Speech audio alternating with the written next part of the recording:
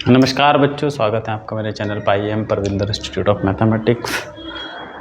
तो आज हमें करना है कॉम्प्लेक्स नंबर पार्ट 4, जिसमें हमें पढ़ना है polar form, polar representation of complex number. एक होता है बच्चों कार्टेशियन रिप्रेजेंटेशन, जिसमें हम किसी कॉम्प्लेक्स नंबर को z equal to x plus iota Y बोले या a प्लस आइटा बी बोले, कोई फ़र्क नहीं पड़ता नोटेशन से। तो जैसे x कॉमा वाई है, अगर हमने देखा था कि इसे आर्गन प्लेन में, इस प्लेन को आर्गन प्लेन बोलते हैं ना, जिसमें एक रियल एक्सिस होती है, एक इमेजनरी एक्सिस। आर्गन प्लेन भी बोलते हैं, कॉम्प्लेक्स प्लेन भी बोलते हैं, है ना, और गॉसियन प्लेन भी बोलते हैं। आर्गन प्लेन, कॉम्प्लेक्स प्लेन और गॉसियन प्लेन, ये तीनों ही इसके नाम हैं, बहुत फेमस नाम है। और नॉर्मल जब हमारा एक्स वाई प्लेन होता है तो उसे कार्टेशियन प्लेन बोलते हैं ना। तो फिलहाल आर्गन प्लेन में हम किसी कॉम्प्लेक्स नंबर को x प्लस आइटा वाई को x कॉमा वाई से डिनोट कर सकते थे, मार्क कर सकते थे। जैसे 2,3 है तो हमने मार्क कर दिया 2,3। वही 2,3 कॉम्प्लेक्स प्लेन में हमें क्या बताता है, उस कॉम्प्लेक्स नंबर की पोजीशन बताता है। तो any complex point x comma iota Y can be represent in this plane, इस प्लेन पे उसे हम रिप्रेजेंट कर सकते हैं। तो पहली चीज़ क्या है, कोई भी जो पॉइंट है x plus iota Y correspond to x comma Y in complex plane और वाइस वर्सा। ठीक है ना भाई, एक point x comma Y correspondence x comma Y के उस प्लेन में, या उस प्लेन का कोई भी पॉइंट हम कॉम्प्लेक्स नंबर बना सकते हैं। जैसे 2,3 है तो मैं इससे कॉम्प्लेक्स नंबर बना सकता हूँ 2 + 3 आयोटा। और उल्टा भी कह सकते हैं कि 2 + 3 आयोटा है तो इसके कॉरस्पॉन्डिंग इस प्लेन पे एक पॉइंट होगा, डेफिनेटली 2,3 यूनिक होगा, यूनिक ही होगा, है ना, यूनिक होगा। ऐसा नहीं होगा कि एक पॉइंट दो जगह मिल जाएगा, ऐसा नहीं होगा। तो जो कॉम्प्लेक्स नंबर का सेट है C is equivalent to what, R cross R, R cross iota R बोल सकते हैं, क्योंकि एक तो हमने रियल लाइन ली है और एक हमने इमेजनरी लाइन ली है, जिसको आइटा से मल्टीप्लाई करके प्राप्त करते हैं, है ना। जैसे ये सिंपल R क्रॉस R भी बोल सकते हैं, इसको तो 2,3 में बदल दिया। तो हर कॉम्प्लेक्स नंबर इसके एक पॉइंट के कॉरस्पॉन्ड है। अब उस पॉइंट को हमें दिखाना है और इसकी पोलर फॉर्म बनानी है। पोलर फॉर्म क्या होती है, ट्रिग्नोमेट्रिक फॉर्म होती है। पोलर फॉर्म का बेनिफिट क्या है वो अभी बाद में देखेंगे, क्यों हम पोलर फॉर्म बनाते हैं, उसका बेनिफिट क्या है। फिलहाल पोलर फॉर्म होती क्या है। तो सपोज हमारा कोई पॉइंट है Px, y इस प्लेन में, ये हमारा पॉइंट है Px, y, जो कि कॉरस्पॉन्डिंग होगा किसी complex number x plus iota Y के। अब इसमें दो कंपोनेंट हैं, एक x कंपोनेंट, एक y कंपोनेंट। तो मतलब यहाँ से यहाँ तक का डिस्टेंस मेरा x हुआ, यहाँ से यहाँ तक का डिस्टेंस y हुआ, तो ये पॉइंट मेरा बना Px, y। तो ये डिस्टेंस x, ये डिस्टेंस y। सपोज ये एंगल थीटा बना रहा है x एक्सिस से, x एक्सिस की पॉजिटिव डायरेक्शन से जो पॉइंट है इसको हमने जोड़ा, ये एंगल थीटा है, और ये डिस्टेंस हमारा r है। Suppose OP equal to r है। तो दो चीज़ इसमें नोट करेंगे, OP जो डिस्टेंस है, distance from origin of this point, उसको हमने r बोला। अब आप याद करें कि ये जो डिस्टेंस हम निकालते थे वो किसके बराबर आता था, √x² + y² के बराबर। और अगर z equal to x plus iota Y है तो मॉड z भी किसके बराबर होता है, √x² + y² के बराबर। तो एक चीज़ ही यहाँ से हमें पता चल रही है, वो ये है कि OP equal to R equal to mod z equal to √x² + y²। ये तीनों एक ही चीज़ है, कुछ और नहीं है। बस हम R लिख लेते हैं कन्वीनियंट के लिए, और कोई इसका बेनिफिट नहीं है। मॉड z भी लिखा जा सकता है, लेकिन हम R लिखते हैं तो R लिखेंगे। तो मॉड z R OP, ये तीनों का मतलब है distance of the point P from the origin. तो पहली चीज़ पता चल गई कि R ये होगा। पाइथागोरस थ्योरम भी लगा सकते हो, x² y² equal to R², और R की वैल्यू आपको मिल जाएगी बाय पाइथागोरस थ्योरम। तो R की वैल्यू हमें मिल गई, पहली चीज़। तो R जो है हमारा वो है √x² + y²। और एंगल PO, इसको कुछ नाम दे देते हैं, A दे दिया सपोज। तो एंगल POA, ये एंगल हमारा थीटा है।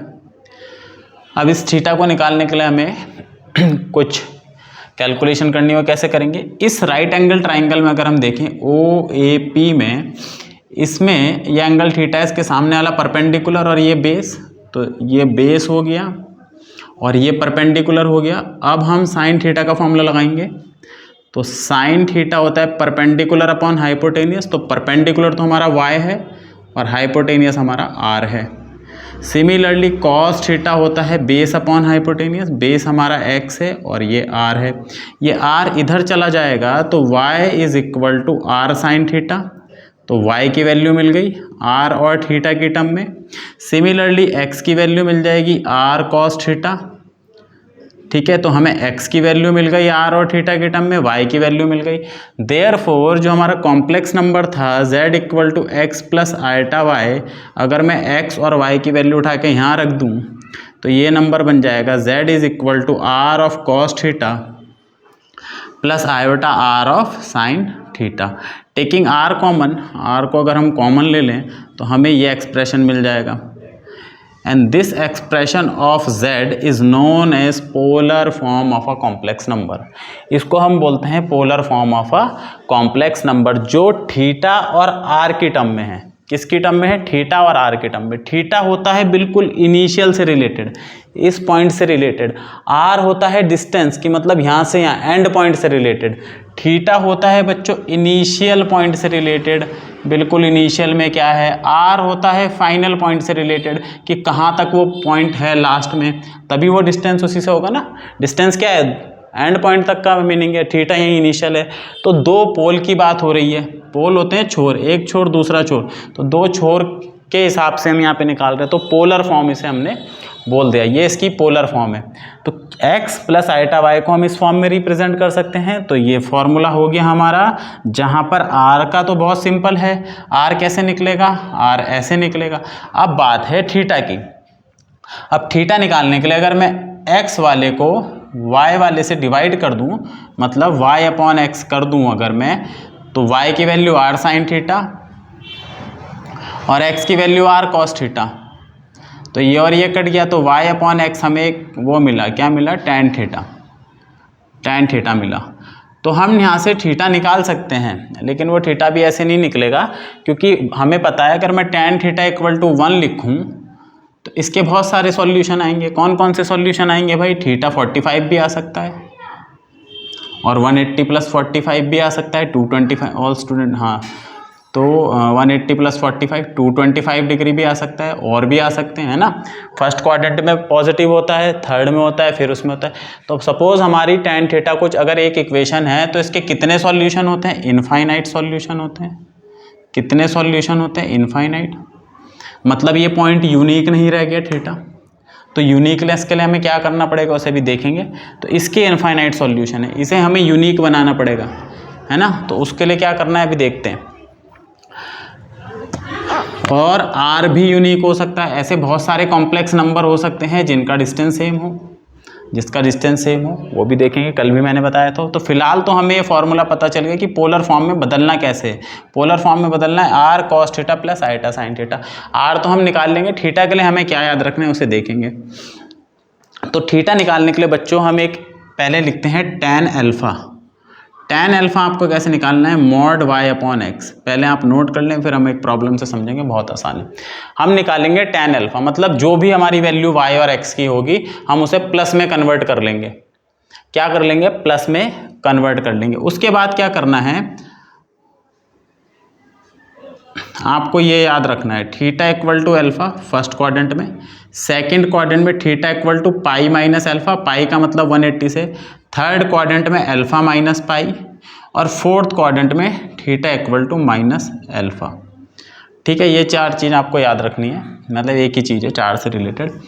y अपॉन एक्स को मॉड में कन्वर्ट कर लेना, मतलब प्लस में हमें वैल्यू निकाल ली और वहाँ से हमें ये मिलेगा। जैसे x इक्वल टू -1 है और y इक्वल टू +1 होता, जैसे ये नंबर होता 1 प्लस आयोटा, तो x -1 y +1। अब मैं यहाँ से निकालूंगा टैन अल्फा, वो कैसे निकालूंगा? मॉड y की वैल्यू 1 अपॉन x -1, तो ये -1 अपॉन 1 -1 होगा, लेकिन मॉडुलस लेने से हमारी वैल्यू प्लस में बन जाएगी, तो टैन अल्फा मेरा बन जाएगा +1। अब कितने पे मिलता है? 45 पे, तो एक ही एंगल लिखेंगे हम 45 डिग्री, सिंपल। अब हम ये देखेंगे हम कौन से क्वाड्रेंट में हमारा ये पॉइंट है, x -1 y +1, मतलब माइनस प्लस, तो x माइनस इधर होता है और y प्लस इधर। सेकंड क्वाड्रेंट की बात हो रही, ये पॉइंट हमारा सेकंड क्वाड्रेंट में लाई कर रहा, तो सेकंड क्वाड्रेंट में हमें क्या करना है, थीटा निकालने के लिए जो हमारा अल्फा आया 45 डिग्री उसे पाई से माइनस कर देना है। तो यहाँ पर जो हमारा थीटा बनेगा वो बनेगा पाई माइनस 45, 45 को π/4 बोलते हैं, तो थीटा बनेगा 3π/4, या फिर ऐसे भी बोल सकते हैं 180 - 45, जो भी आपको सही लगे, पाई में लिखोगे तो ज़्यादा अच्छा रहेगा। तो ये हमारा थीटा आया, इस तरीके से हमें निकालना है। तो सबसे सिंपल तरीका ये कि आप उसकी मॉडुलस में वैल्यू निकालो, वहाँ से अल्फा निकालो, उस अल्फा निकालने के बाद देख लो कौन से क्वाड्रेंट में है, वो हमारा थीटा निकल जाएगा। अगर हमारा पॉइंट इस तरफ है पॉजिटिव एक्स एक्सिस पे, ध्यान दो, इस पॉजिटिव एक्स एक्सिस पे जैसे 2,0, तो 2,0 मुझे यहाँ मिलेगा पॉजिटिव एक्स एक्सिस पे, तो इस केस में थीटा हो जाएगा 0, सिंपल 0 रखना है। अगर यहाँ है नेगेटिव एक्स एक्सिस पे -2,0, तो यहाँ पे थीटा हमें लेना है पाई 180 डिग्री। अगर यहाँ पर है वाई एक्सिस पे, जैसे कि 0,2 होता, वाई एक्सिस पे है पॉइंट, तो थीटा हो जाएगा बच्चों 90 डिग्री। और अगर यहाँ है तो थीटा हो जाएगा -90 डिग्री।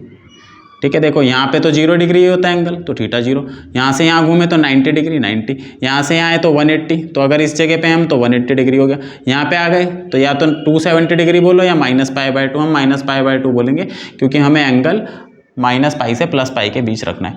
तो चार चीज़ें तो ये हो गई, एक्स एक्सिस की पॉजिटिव डायरेक्शन में थीटा 0 आएगा, इस पे आएगा 90 डिग्री, इस पे आएगा 180, इस पे आएगा -90 डिग्री। अब बाकी चार क्वाड्रेंट के लिए हमारे पास ये तरीका है। तो थीटा निकालने का हमें तरीका पता चल गया, आर निकालने का तरीका पता चल गया। अब मैं इस पे क्वेश्चन कराऊंगा, उससे पहले मैं बता देता हूँ पोलर फॉर्म का बेनिफिट क्या है। वो मैं एक एग्जाम्पल से समझाता हूँ आपको कि पोलर फॉर्म का बेनिफिट क्या है और पोलर फॉर्म आपको निकालने कैसे है। तो जैसे सपोज हमें ये बोला है कि z = √3 + i, इसको आपको पोलर फॉर्म में कन्वर्ट करना है। तो एल्गोरिथम क्या है, प्रोसेस क्या है, सबसे पहले x लिखो, x = √3, y लिखो, y होता है कोफिशिएंट ऑफ आयोटा, यहाँ पर 1 है।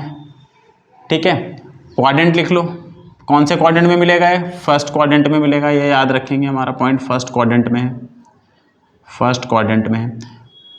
अब हम निकालेंगे r का फॉर्मूला होता है √ इस √3 का स्क्वायर, r हमेशा पॉजिटिव आएगा, ध्यान रखना, +1 का स्क्वायर, तो ये हो जाएगा 3 + 1 विच इज़ इक्वल टू 4, √4।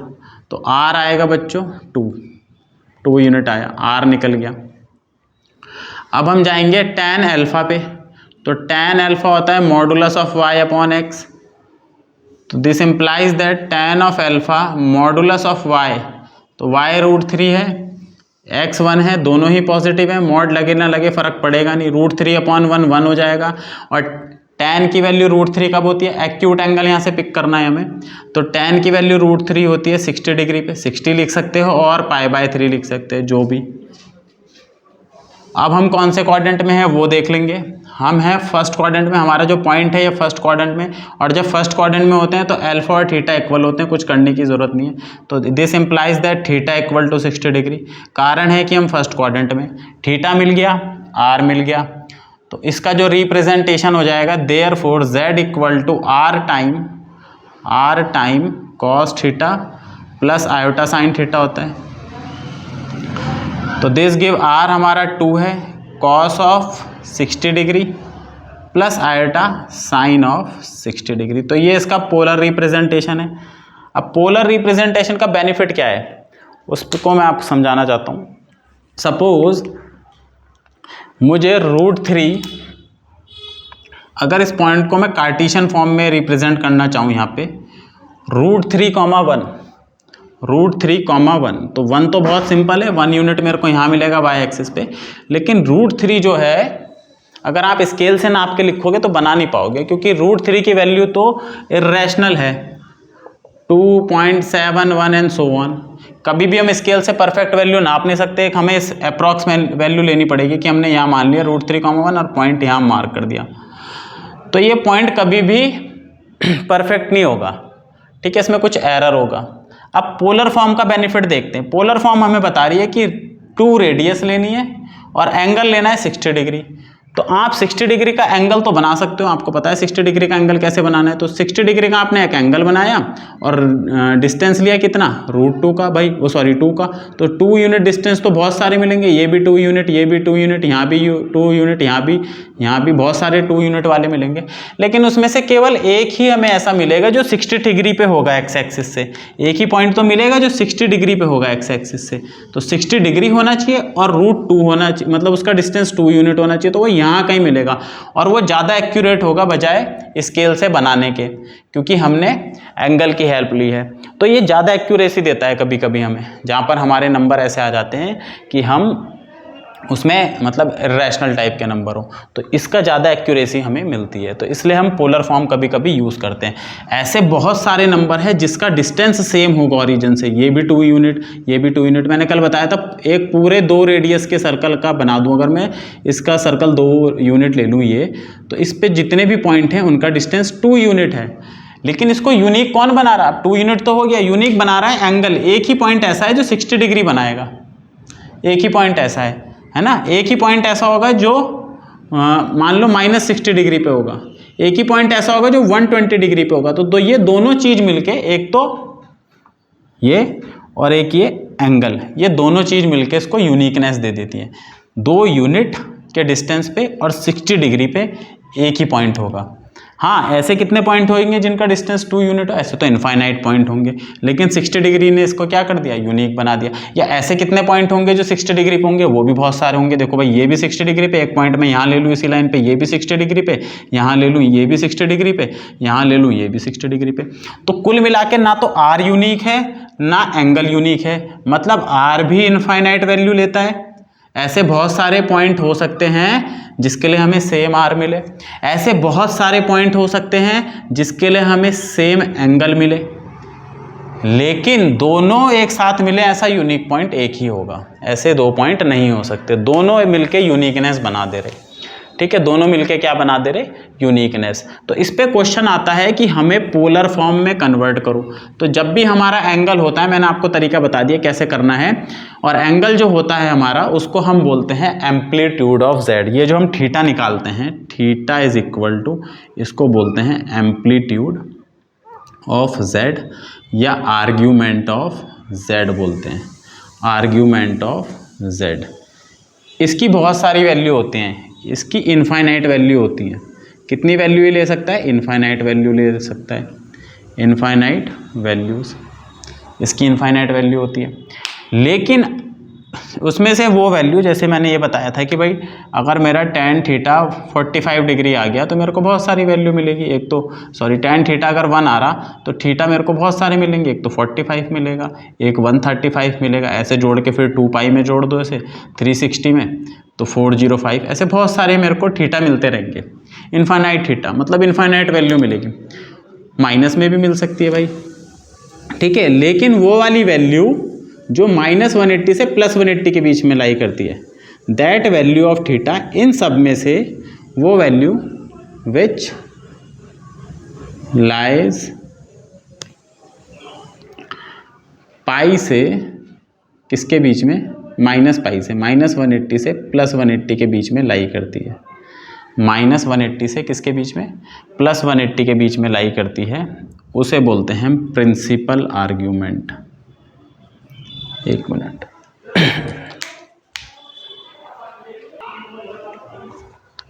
हाँ, तो उसको बोलते हैं प्रिंसिपल आर्ग्यूमेंट या प्रिंसिपल एम्पलीट्यूड ऑफ जेड। बहुत सारी वैल्यू मिलेंगी, उसमें से अगर हमने -180 और +180 वाली बीच की वैल्यू ले ली तो वो हमारी वैल्यू हो जाती है प्रिंसिपल, ठीक है, उसको प्रिंसिपल वैल्यू बोलेंगे। जैसे इसमें हम देखें तो हमारी कौन सी वैल्यू, 2 वैल्यू है, एक 45 और एक 135, ये दोनों प्रिंसिपल वैल्यू हो जाएंगी। इसके बाहर नहीं जाना, कुल मिला के हमें इस चीज़ का ध्यान रखना है, ठीक है। तो अब हमें क्वेश्चन कैसा दिया जा सकता है, हमें क्वेश्चन दिया जाएगा कि भाई पोलर फॉर्म आप प्राप्त करो, या तो पोलर फॉर्म से कार्टेशियन फॉर्म बोलेगा या कार्टेशियन से पोलर फॉर्म बोलेगा। तो हम कुछ क्वेश्चन करते हैं जो कई बार पूछे गए हैं।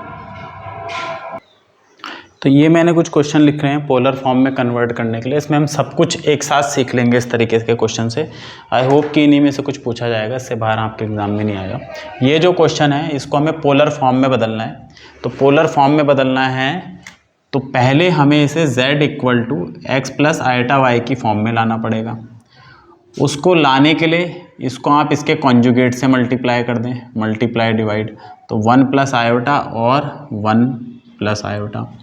ऊपर तो 1 प्लस आयोटा का होल स्क्वायर हो जाएगा, तो 1 प्लस आयोटा का होल स्क्वायर हो गया ऊपर, और नीचे हो जाता है इसका रियल पार्ट 1 है, 1 का स्क्वायर, प्लस इसका इमेजनरी पार्ट भी 1 है ना। तो z इंटू जेड बार में क्या होता है, x square plus y square, real part का square plus imaginary part, plus आता है माइनस नहीं आता। तो डायरेक्ट इस फॉर्मूले को याद रखेंगे, रियल पार्ट विदाउट आइटा वाला, इमेजिनरी पार्ट जो आइटा के साथ है 1, तो 1 का स्क्वायर प्लस 1 का स्क्वायर। ऊपर जब एक्सपेंड करेंगे a square plus iota square plus 2 iota divided by 2, तो ये तो कट जाएगा क्योंकि आइटा स्क्वायर -1 होता है, तो ये -1 हो जाएगा और ये दोनों कट गए। तो 2 आइटा अपॉन 2, इसकी वैल्यू आयोटा आई, इसकी वैल्यू कितनी आई, आयोटा। तो ये कुछ नहीं है, ये वाला नंबर बेसिकली ये कुल मिला के आयोटा हैं।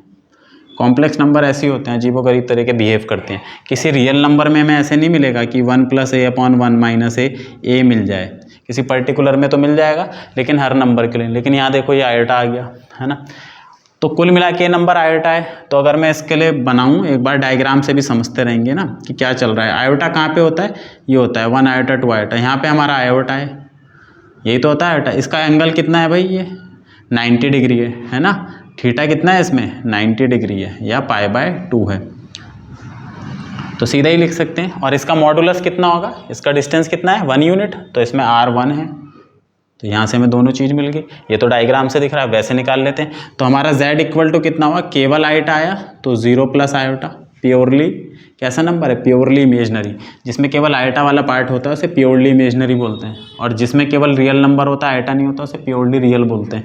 अब हम लिखते हैं x की टर्म में लिख देते हैं, on comparing x equal to 0 y equal to 1, तो tan ऑफ एल्फा निकालेंगे y अपॉन एक्स, तो 1/0 इन्फिनिटी, तो ये इन्फिनिटी आएगा। और tan इन्फिनिटी कब देता है, जब अल्फा 90 डिग्री हो और π/2 हो, कुछ भी लिख सकते हैं।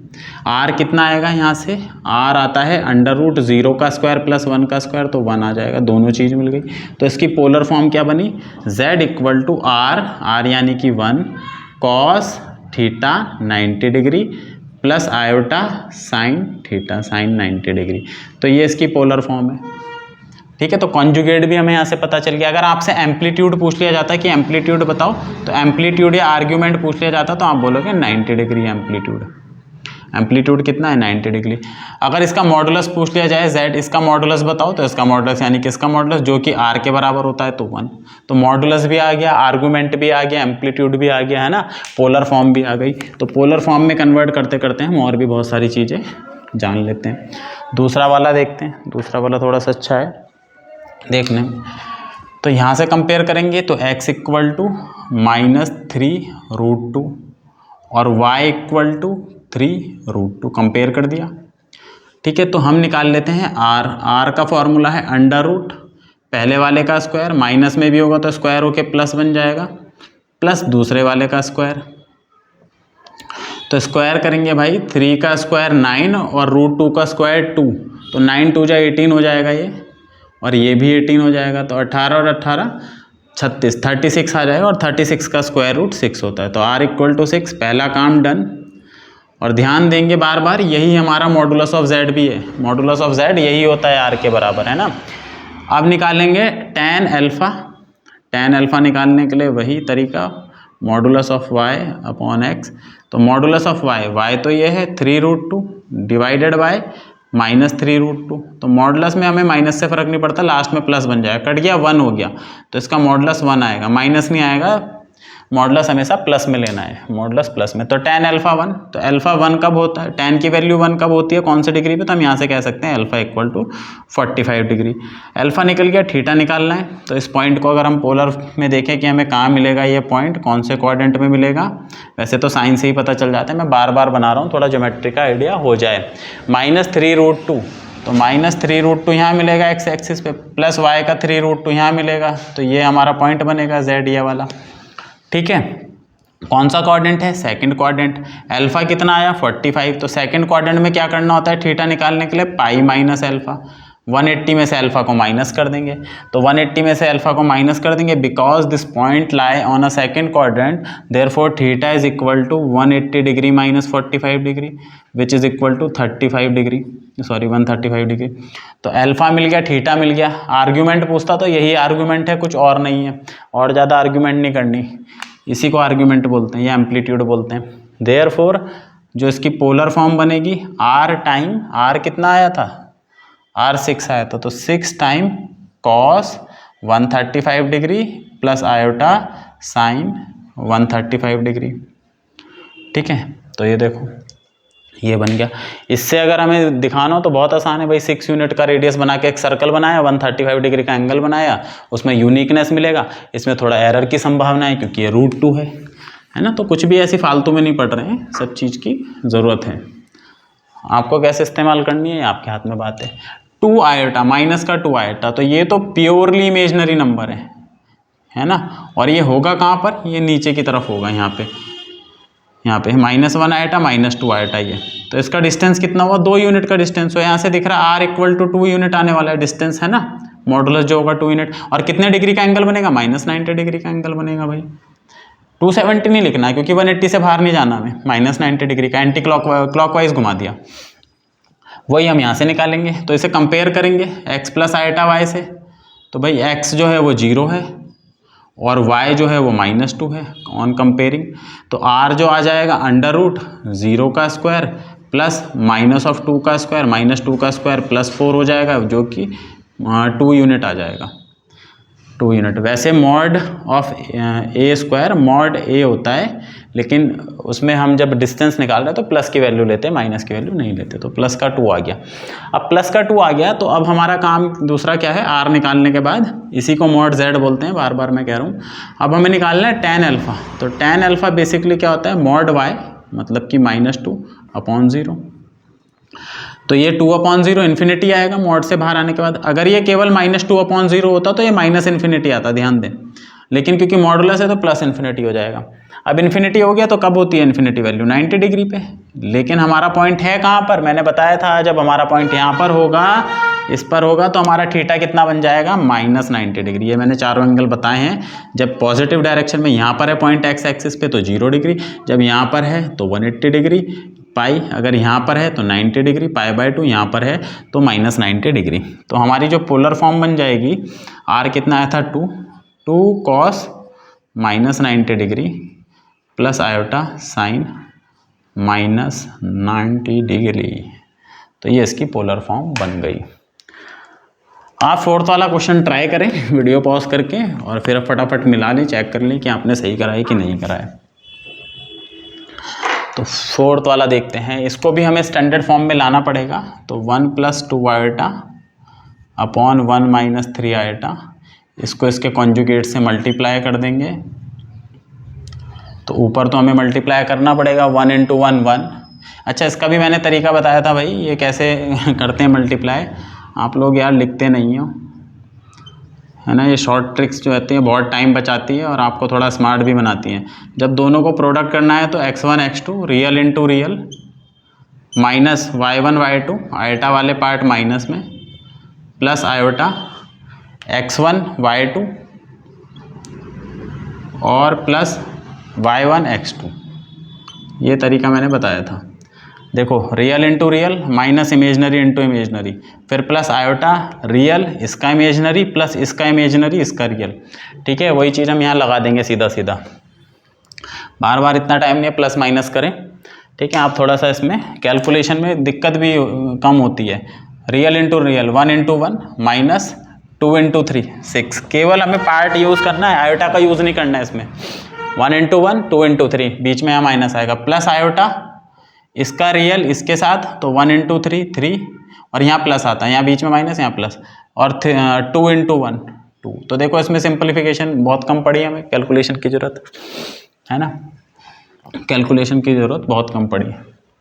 नीचे तो जाएगा 1 का स्क्वायर प्लस 3 का स्क्वायर, सिंपल 1 का स्क्वायर प्लस 3 का स्क्वायर, रियल और इमेजनरी का स्क्वायर, तो ये -5 हो गया, ये +5 आयोटा, नीचे हो गया 10, ऊपर से 5 कॉमन लिया तो -1 प्लस आयोटा अपॉन 10, 5 ने इसको काट दिया तो हमारा जो z आया वो आया -1/2 प्लस 1/2 आयोटा। अलग अलग लिख लेते हैं, ये रियल पार्ट, ये कॉम्प्लेक्स इमेजनरी पार्ट, तो x इक्वल टू माइनस का हाफ और y इक्वल टू प्लस का हाफ। इससे हमें ये भी पता चल गया कौन से सेकंड क्वाड्रेंट में हमारा पॉइंट है। तो पहले तो हमने ये निकाल लिया, अब हमें निकालना है modulus of z। Modulus of z निकालने के लिए, r निकालने के लिए, देखो ऐसे भी निकाल सकते हैं अंडर रूट, सब पता होना चाहिए भाई, -1/2 का स्क्वायर प्लस 1/2 का स्क्वायर, ऐसे भी निकाल सकते हैं। तो ये हो जाएगा 1/4 1/4 यानी कि 2/4, है ना, और ये भी 1/4, ये भी 1/2/4 यानी कि अंडर रूट में 1/2 यानी कि 1/√2, तो r ये आएगा। दूसरा, मैं बार बार ये चीज़ें रिपीट कर रहा हूँ ताकि आपकी बुद्धि में बैठ जाए, बुद्धि काम कर नहीं रही ठीक से, है ना, बहुत सारे विद्यार्थियों की, क्योंकि बुद्धि कहीं और लगी है, इसलिए। इसका मॉडुलस कैसे निकलता है, अगर हमें r निकालना है तो ऊपर वाले का मॉडुलस 1 का स्क्वायर प्लस 2 का स्क्वायर, नीचे वाले का मॉडुलस 1 का स्क्वायर प्लस 3 का स्क्वायर। तो ऊपर तो आ गया √5, नीचे आ गया √10, दोनों में ही रूट है तो एक साथ लिख सकते हैं 5/10, तो 1/√2, ये भी ऐसे आ जाएगा। ठीक है, ये हमने पढ़ा ही था कि मॉडुलस में मल्टीप्लाई में तो सबके अलग अलग कर सकते हैं, डिवाइड में तो सबके अलग अलग कर सकते हैं। तो ये सारी चीज़ें सोचा करो, एक क्वेश्चन को करने का सिर्फ एक क्वेश्चन को सॉल्व नहीं करना है, उसमें से जो जो चीज़ निकल सकती है उसे निकाल लेते हैं। तो r कितना आ गया, r आ गया 1/√2। अब किसकी बारी है, पहले अल्फ़ा निकलेगा, तो tan of alpha mod of y है 1/2 डिवाइडेड बाय -1/2, दोनों सेम क्वांटिटी, प्लस माइनस की कट जाएगी, -1 आएगा, लेकिन मॉड से बाहर आने के बाद वो भी +1 आ जाएगा। तो 1 कब होता है, ये तो कितनी बार बता दिया, 45 पे। अब क्या निकालना है, थीटा, कौन से क्वाड्रेंट में है, माइनस प्लस सेकेंड क्वाड्रेंट में, x minus y plus second quadrant में थीटा कैसे निकालना है, 180 से अल्फा माइनस कर देना है, तो माइनस कर देंगे इसको, तो कितना आ गया, 135 डिग्री आ गया। तो थीटा निकल गया, r निकल गया, कॉम्प्लेक्स फॉर्म निकाल सकते हैं, therefore z equal to r cos 135 degree plus sine iota का 135 डिग्री। तो ये आ गई इसकी ध्रुवीय निरूपण, आ गया इसका ध्रुवीय निरूपण, पोलर फॉर्म को बोलते हैं ध्रुवीय निरूपण, है ना, ध्रुव बोलते हैं पोलर को हिंदी में, क्या बोलते हैं, ध्रुव, छोर, किनारा, शायद यही याद आ रहा मुझे, हाँ यही बोलते हैं, ध्रुवी बोलते हैं, ध्रुवीय निरूपण। क्वेश्चन नंबर 5 हमें दिया है argument of z-1 equal to argument of z plus 3 iota, तो इसकी हमें वैल्यू बतानी है। z का मतलब x प्लस आयोटा y से, अगर उसने कुछ नहीं दिया, दे दिया तो वो लेना है, अगर कुछ नहीं दिया तो z का मतलब x प्लस आयोटा y है। तो यहाँ रखते हैं आर्ग्यूमेंट ऑफ z की जगह रख देंगे x plus iota y -1 equal to argument of z की जगह रख देंगे x plus iota y plus 3 iota. इसके बाद हमें करना क्या होता है, रियल को अलग कॉम्प्लेक्स को अलग, तो आर्ग्यूमेंट ऑफ z x और -1 एक साथ लिख लेंगे क्योंकि ये रियल पार्ट है, और आयोटा वाला पार्ट अलग से लिख लेंगे, इक्वल टू आर्ग्यूमेंट ऑफ, इसमें x अलग प्लस आयोटा y -3, ये हो गया। इसका आर्ग्यूमेंट हमें पता ही है कैसे निकालते हैं, y/x, है ना, जब हम लिखते हैं ना y/x आर्ग्यूमेंट ऑफ z, तो इसका मतलब होता है इमेजनरी पार्ट लिख रहे हैं और नीचे रियल पार्ट लिख रहे हैं। ये इमेजनरी पार्ट होता है, ये रियल पार्ट। इमेजनरी मतलब आयोटा वाला कंपोनेंट, रियल पार्ट मतलब विदाउट आयोटा वाला कंपोनेंट। तो यहाँ पे हम पहुँच गए, हमने इसे कॉम्प्लेक्स फॉर्म में चेंज कर दिया। तो ध्यान देंगे कि इसमें ये रियल पार्ट है, ये imaginary part, real part imaginary part, तो यहाँ से लगा देंगे। इसका आर्ग्यूमेंट का मतलब है y/x -1, ठीक है। इसके आर्ग्यूमेंट का मतलब है y -3 x। अब इसे सिंप्लीफाई करना पड़ेगा हमें, इसको यहाँ लेके जाते हैं, तो y × x equal to y -3 x -1। जो कि कितना आ जाएगा y x equal to y x minus y minus 3x plus 3। तो ये और ये कट गया, यहाँ तो 0 बचा, तो इन सबको एक तरफ ले आएंगे तो y प्लस 3x कितना बचा, y प्लस 3x इतना आ गया। हमें क्या निकालना है, x माइनस 1 अपॉन वाई। तो इस 3 को इधर ले जा लेते हैं, तो y equal to 3 minus 3x, क्योंकि यहीं से निकल रहा, तो y इक्वल टू 3 कॉमन ले लिया 1 माइनस एक्स, या माइनस को बाहर लिखो, इसे x माइनस 1 कर दो, कोई दिक्कत नहीं है। अब हमें क्या करना है, इसके नीचे 1 मान लिया, इसके नीचे 1 मान लिया, हमें चाहिए था y इसके नीचे, देखो तो इस -3 को नीचे ले आएंगे और y को यहाँ ले जाएंगे, तो x माइनस 1 अपॉन वाई आ जाएगा हमारा -1/3 के बराबर। तो ये रेशो हमें निकालना था, तो हमने निकाल लिया। कुछ और प्रॉब्लम देखते हैं इस पर।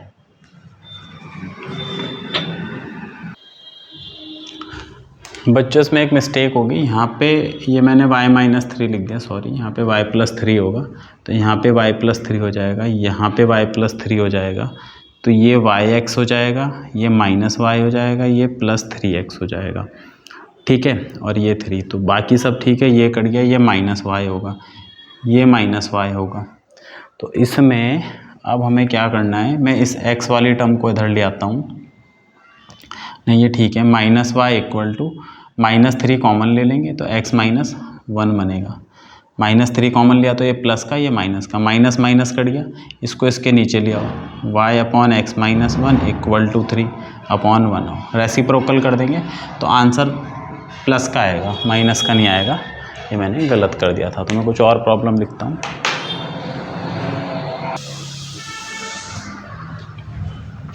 तो कुछ मैंने बच्चों इसमें प्रॉब्लम लिखे हैं जो कि अच्छी हैं, कुछ हेल्प भी करेंगे हमारी कुछ थ्योरम समझने में। पहला हमें भाई Z1 दे रखा है पोलर फॉर्म में, कोई Z1 कॉम्प्लेक्स नंबर है, R1 cos θ1 plus iota sign θ1। इसी तरह एक और कॉम्प्लेक्स नंबर है ये, तो हमें क्या निकालना है, Z1 अपॉन Z2 का आर्ग्यूमेंट निकालना है। आर्ग्यूमेंट निकालने के लिए हमें पोलर फॉर्म अगर पता है तब हम उसी से आर्ग्यूमेंट निकाल सकते हैं। जैसे यहाँ पे Z1 का आर्ग्यूमेंट हम बोल देंगे θ1, Z2 का आर्ग्यूमेंट हम बोल देंगे θ2। तो हम कोशिश करेंगे कि Z1 अपॉन Z2 को पहले हम पोलर फॉर्म में लेके आएँ। तो Z1 अपॉन Z2 कितना हो जाएगा, Z1 अपॉन Z2 अगर मुझे निकालना है तो Z1 ये cos θ1 प्लस आयोटा साइन θ1, इसको डिवाइड कर देंगे Z2 से, जो कि हो जाएगा R2 cos θ2 plus iota sign θ2।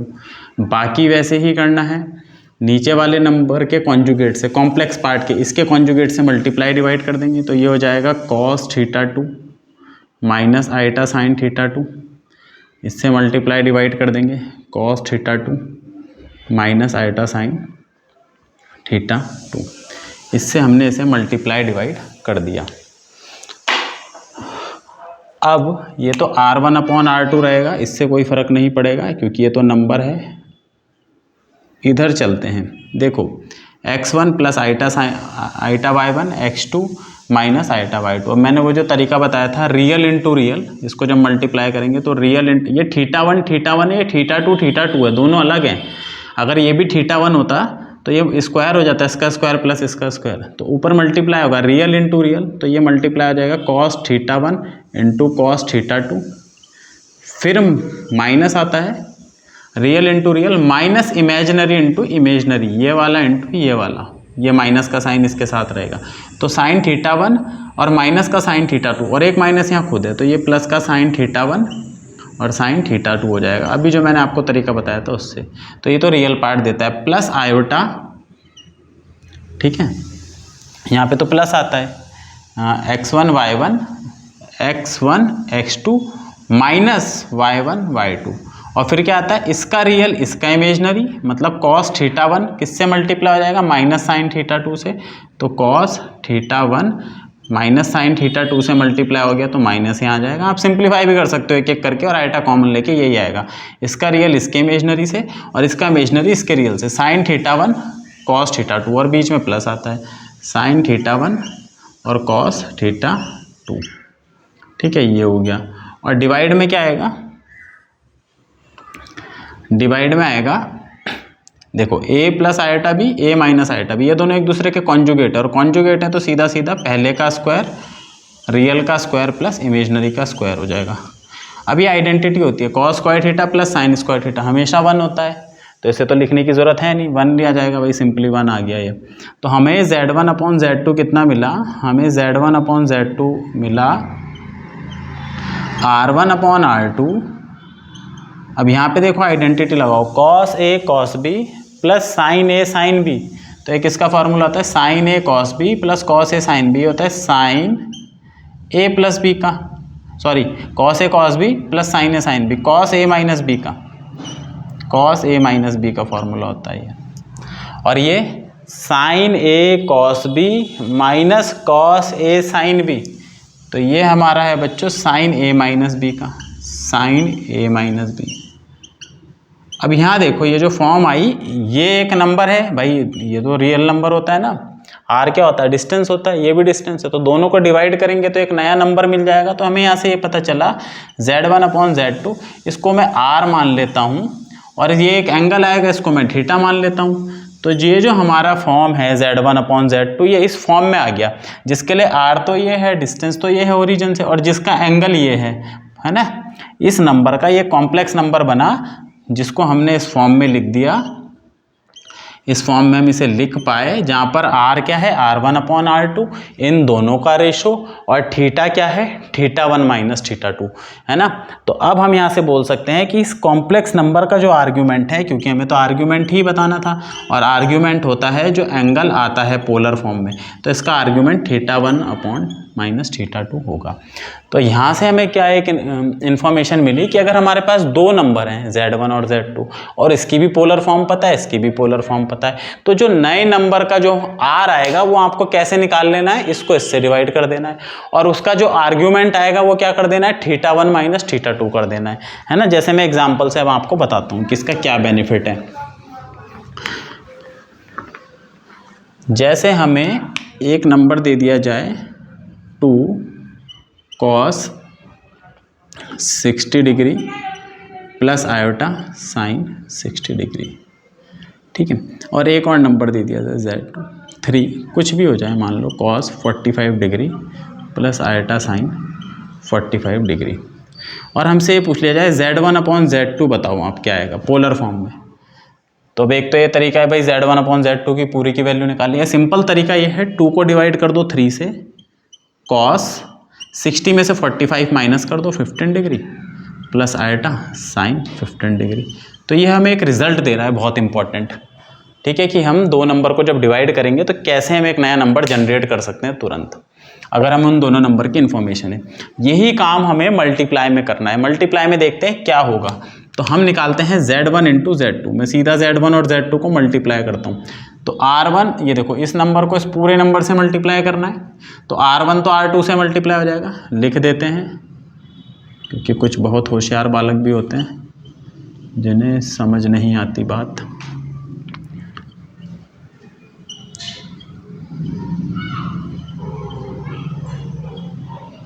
ठीक है, ये हो गया।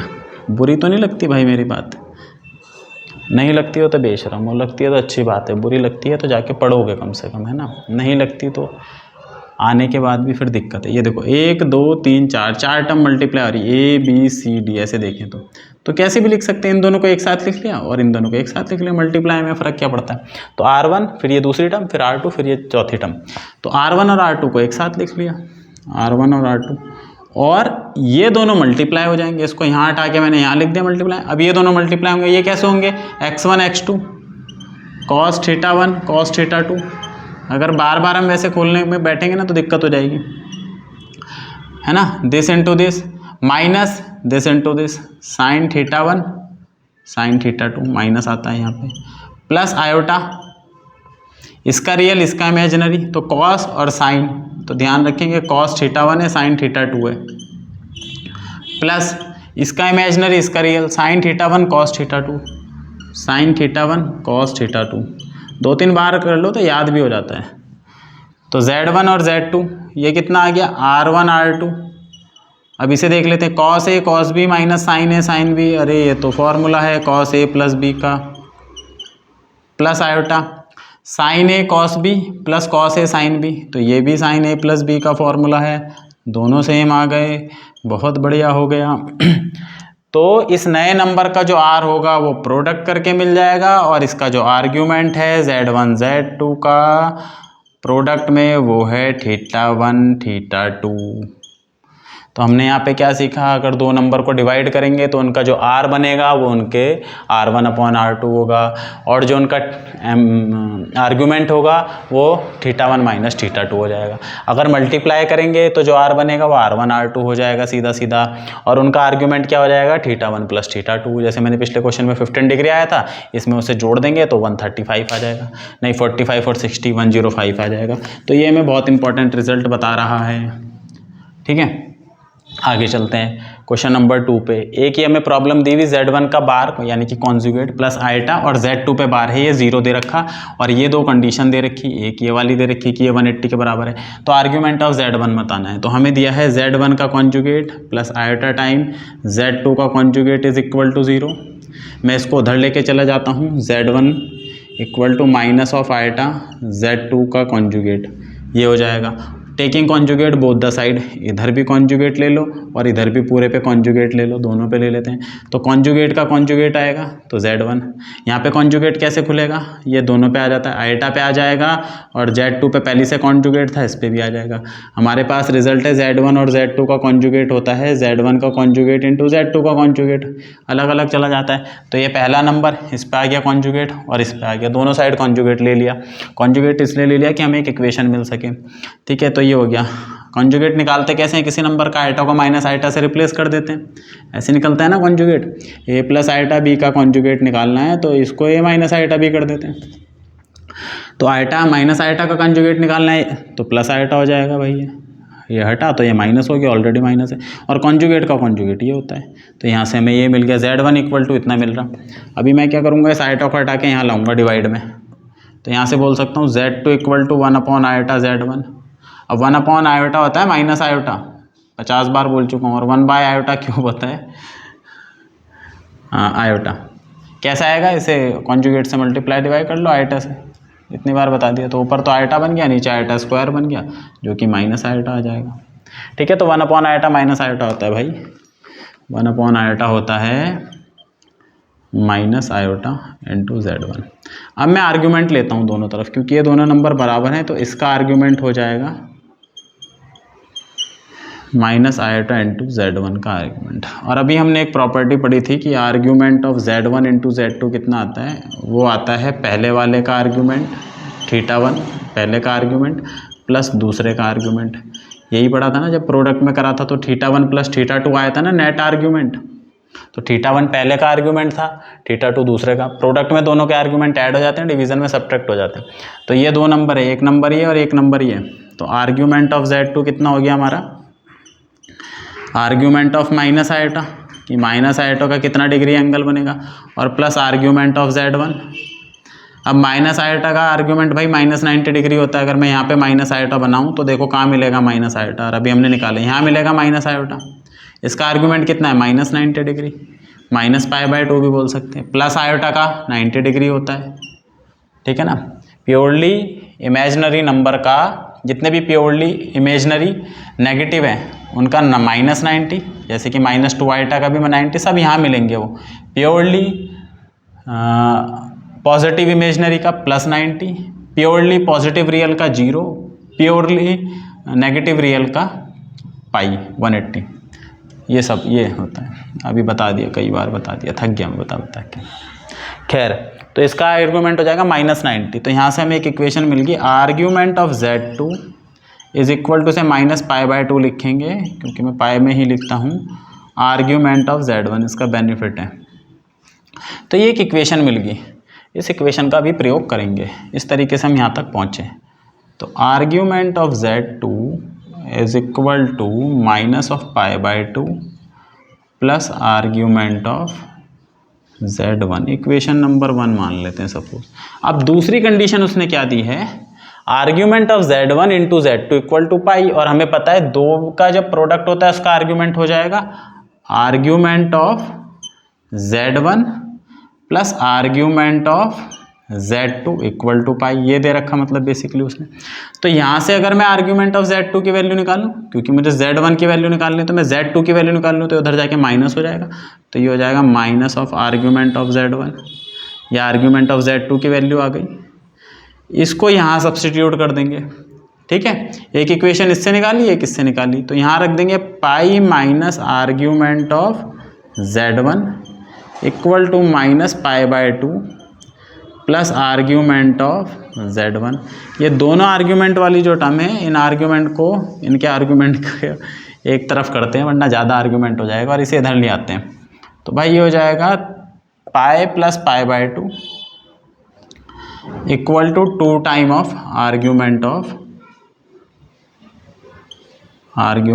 Z1। तो ये 3 पाई बाय 2 हो जाएगा, तो सीधा लिख देता हूँ 3 पाई बाय 2, और ये 2 डिवाइड में आ जाएगा तो ये 4, तो ये 3 पाई बाय 4 आ गया आर्ग्यूमेंट ऑफ Z1। अगर वो Z2 का पूछता तो यहाँ रख देंगे 3 पाई बाय 4, तो वो पाई बाय 4 आ जाएगा, ठीक है। तो ये था। लास्ट वाली प्रॉब्लम देख लेते हैं। इसमें पोलर फॉर्म बनानी है, कुछ ऐसा है नहीं, कुछ बहुत ज़्यादा मुश्किल नहीं है। तो 1 minus iota upon cos pi by 3 plus iota sine pi by 3। तो पहले इसको इसके कॉन्जुगेट से मल्टीप्लाई कर लेंगे, वो हो जाएगा कॉस पाई बाय 3 नीचे वाले से plus iota sine pi by 3, ठीक है। और नीचे भी यही हो जाएगा, माइनस लेंगे यहाँ पे। वैसे तो पाई बाय 3 की वैल्यू रख सकते हैं, मैं अभी रख दूंगा ऊपर। और नीचे तो देखो cos square pi by 3 plus sine square pi by 3 होगा, नीचे 1 होने वाला है। ऊपर मैं यहाँ वैल्यू रख देता हूँ पाई बाय 3 की, है ना। इसकी वैल्यू होती है कॉस पाई बाय 3 की 1/2, तो यहाँ पे मैं 1/2 रख देता हूँ। माइनस आयोटा इसकी वैल्यू होती है √3/2, यहाँ √3/2 रख दिया। ये दोनों 1 हो जाएंगे भाई, cos square theta plus sine square theta लिख दोगे अगली लाइन में तो 1 हो जाएगा। तो बेसिकली Z हमें मिल जाएगा 1 माइनस आयोटा।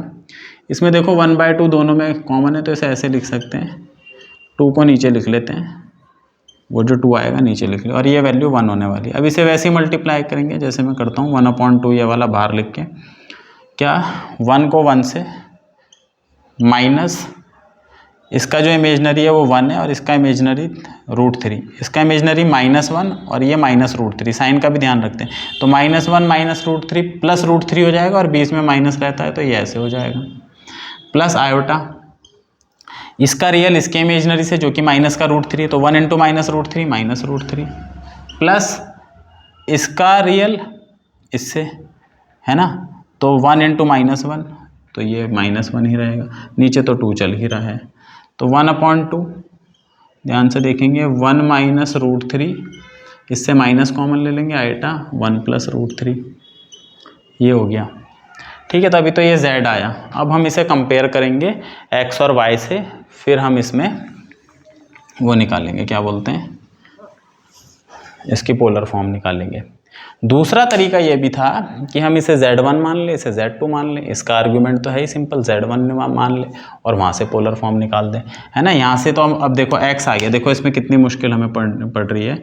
ये हमारा X आ गया और ये हमारा Y आ गया, ठीक है। अभी हम क्या करेंगे, चलो मैं ऐसी तरीके से बता देता हूँ, पहले X और Y आ गया तो R निकालेंगे। R का फॉर्मूला हो जाएगा √ इस वाली टर्म का स्क्वायर, तो मैं इसका स्क्वायर 1/4, 1 माइनस √3 का स्क्वायर, प्लस इस वाली टर्म का स्क्वायर, अच्छा यहाँ पे भी एक 2 रहेगा तो वो भी 1/4 और 1 प्लस √3 का स्क्वायर, ये ऐसे हो जाएगा। तो R इक्वल टू 1/4 तो दोनों में कॉमन है, से यहीं लिखते हैं 1/4, इसे खोलेंगे a² प्लस √3 का square minus 2√3, a² b² minus 2ab, plus इसे भी खोलेंगे a² प्लस b² प्लस 2√3। तो भाई ये और ये भी कट गया, 4 + 4 8 हो गया, 8 4 से कट जाएगा तो 2 आ जाएगा, तो √2 आ गया। तो R कितना आ गया, √2 आ गया, R आ गया √2। दूसरी बारी है थीटा की। थीटा देखते हैं भाई कितना आ सकता है। उसके लिए हम निकालते हैं tan अल्फ़ा, जिसका फॉर्मूला है mod y/x। तो y तो ये है और x ये है, तो जब इन दोनों को डिवाइड करेंगे, इसका 1/2 इसका 1/2 डिवाइड में कट जाएगा, ऊपर बचेगा 1 प्लस √3 और नीचे बचेगा 1 माइनस √3, क्योंकि नेगेटिव का फ़र्क पड़ेगा नहीं मॉड पे, वो प्लस बना देगा। अब ये कैसे निकाले, ये तो कोई स्टैंडर्ड वैल्यू है नहीं, इसको निकाले तो निकाले कैसे, बड़ी आफत हो गई है। तो या तो इसे रेशनलाइज करा जाए तब बात बने, तो रेशनलाइज करके देख लेते हैं। क्योंकि कोई स्टैंडर्ड वैल्यू नहीं है। ऐसा भी नहीं है कि आ ही जाएगा हमेशा, कभी कभी आ जाता है, कभी कभी नहीं आता, कुछ ऐसी वैल्यू होती हैं। तो ऊपर हो जाएगा 1 + √3 का स्क्वायर, a² + b² + 2√3, और नीचे हो जाएगा 1। यहाँ देखो ये कॉम्प्लेक्स कॉन्जुगेट नहीं है, सीधा ये, तो 1 - 9, तो ये हो गया ऊपर 4 + 2√3 और नीचे 8। तो बच्चों ये कोई ऐसी वैल्यू नहीं आ रही जिस पे हमारी स्टैंडर्ड वैल्यू आए और हम एंगल निकाल सकें। तो इसको मैं क्या करता हूँ, इसको एक काम करता हूँ, ऐसा कर देता हूँ, 1 होता है हमारा tan 45, है ना, 45 पे होता है, √3 होता है tan 60 पे, और ये 1 इसे ऐसे ही लिखा, और इसे लिख सकते हैं 1 × √3, तो 1 को tan 45 लिख दिया और इसको tan 60। तो tan a + b/1 - ab, तो ये फॉर्मूला हमारा हो गया tan a + b/1 - ab, तो ये फॉर्मूला होता है tan a + b का, tan a + b का होता है ये फॉर्मूला। तो ये tan 115 डिग्री हो जाएगा, इस मॉड को हटा देते हैं, tan 115 डिग्री हो जाएगा। कितना हो जाएगा देखो, tan अल्फ़ा, और ये हो जाएगा tan 115 डिग्री, भाई इन दोनों को जोड़ देंगे, सॉरी 105 डिग्री, तो अल्फ़ा = 105 डिग्री हो जाएगा। अब हमें देखना है हमारा पॉइंट कौन से क्वाड्रेंट में है। तो पॉइंट क्या था हमारा, मेरे को एक यहाँ पे ऐसे था 1 - √3 और एक था -1 + √3, यार मैं लिखना वो हो गया, ऐसे ही था। ये नेगेटिव है, इसकी नेट वैल्यू नेगेटिव है, मतलब x नेगेटिव, इधर y भी नेगेटिव, ये भी तो नेगेटिव है, पूरी वैल्यू नेगेटिव है, तो मतलब इधर थर्ड क्वाड्रेंट में दोनों नेगेटिव। तो थर्ड क्वाड्रेंट में हम क्या करते हैं, अल्फ़ा - पाई कर देते हैं, तो जो हमारा एंगल आएगा थीटा, वो इसमें से 180 डिग्री माइनस कर देंगे, 180 डिग्री माइनस कर देंगे, तो -75 डिग्री आएगा। तो r मिल गया, थीटा मिल गया, लगा देंगे, आंसर आ जाएगा। इसमें हमें कितनी सरदर्दी करनी पड़ी। दूसरा अगर मैं ये देखूँ, सिंपल, ऊपर वाले नंबर को मानता हूँ Z1, देखो इसको मान लिया मैंने Z1 और इसको मान लिया Z2। तो Z1 मैंने मान लिया 1 - आइटा, और Z2 मैंने मान लिया 1 टाइम cos π/3 + आइटा sin π/3। ये तो बहुत सिंपल है, ऑलरेडी पोलर फॉर्म में। तो इसके लिए मैं r निकालता हूँ, इसको पोलर फॉर्म में निकालने के लिए। तो इसका जो r1 आएगा वो आएगा √1 का स्क्वायर + 1 का स्क्वायर, यानी कि √2। इसका जो अल्फ़ा आएगा tan अल्फ़ा, वो आएगा y की वैल्यू -1/1 यानी कि 1। तो अल्फ़ा आएगा 45 डिग्री, कौन से क्वाड्रेंट में है, प्लस माइनस, x प्लस का y माइनस का, x प्लस का है और y माइनस का है फोर्थ क्वाड्रेंट में। तो फोर्थ क्वाड्रेंट के लिए हम थीटा कैसे निकालते हैं, -अल्फ़ा, तो -45 डिग्री आ गया। तो जो इस Z1 की पोलर फॉर्म बनेगी वो क्या बनेगी, भाई r तो इसका 1 आया, तो 1 time cos -45 degree + iota sin 45 degree, ठीक है ना। ये हो गया ना, ये Z1 और ये Z2, इसे 60 डिग्री लिख देते हैं, 60 डिग्री और इसे 60 डिग्री, ये -45 हो गया, प्लस माइनस x प्लस का y माइनस का। तो इसमें हमें क्या आएगा, सीधा सीधा, क्योंकि हमारा Z1/Z2 है और Z1/Z2 को हमें पता है कैसे बनाते हैं उसकी पोलर फॉर्म। Z1/Z2 की जो पोलर फॉर्म बनती है वो होती है R1/R2, R1/R2। अच्छा, जब इसे 60 में लिखेंगे, हाँ ठीक है, तो R1/R2 हो जाएगा 1, और जब डिवाइड करते हैं तो ये आ जाएगा भाई 60 और माइनस हो जाता है एंगल, तो cos 60, ये माइनस का प्लस हो जाएगा 45, और ये भी आयोटा साइन 60 माइनस ये भी 45, तो ये हमारा सीधा आ जाएगा 115 डिग्री। तो हम ऐसे भी निकाल सकते हैं। पिछले वाले, इसके पिछले पार्ट में शायद कहीं कुछ गलत हो गया, जहाँ पे मेरा z जो आया था वो √2 आया था, इसमें हमारा 1 आ रहा, नहीं ये √2 आया, सॉरी ये तो √2 आया ना इसका वैल्यू, यहाँ पे √2 लिखेंगे, इस वाले में यहाँ पे √2 लिखेंगे, तो ये √2 आएगा, ये तो √2 है। एंगल में कुछ वहाँ पे गलत हो गया, यहाँ पर आ रहा है हमारा 105 डिग्री, वहाँ पे भी 105 डिग्री आया था, मैंने वो नेगेटिव करना था जो कि मैं नहीं कर पाया, शायद, क्योंकि वहाँ पे 75 आ रहा था ना। हाँ, तो 105 डिग्री आएगा। तो पिछले वाले में थोड़ा सा हो गया। बस मैं ये कहना चाहता हूँ कि इसमें हमारे लिए बहुत आसान है निकालना, सीधा ऊपर का निकाला, नीचे का निकाला, वैसे भी जा सकते हैं लेकिन लेंथी हो जाएगा। तो उम्मीद करता हूँ आपको ये वीडियो पसंद आया होगा। आज का वीडियो यहीं समाप्त करते हैं, मिलेंगे अगले पार्ट में। तब तक मेरे चैनल को लाइक, सब्सक्राइब, शेयर करें। Thank you so much.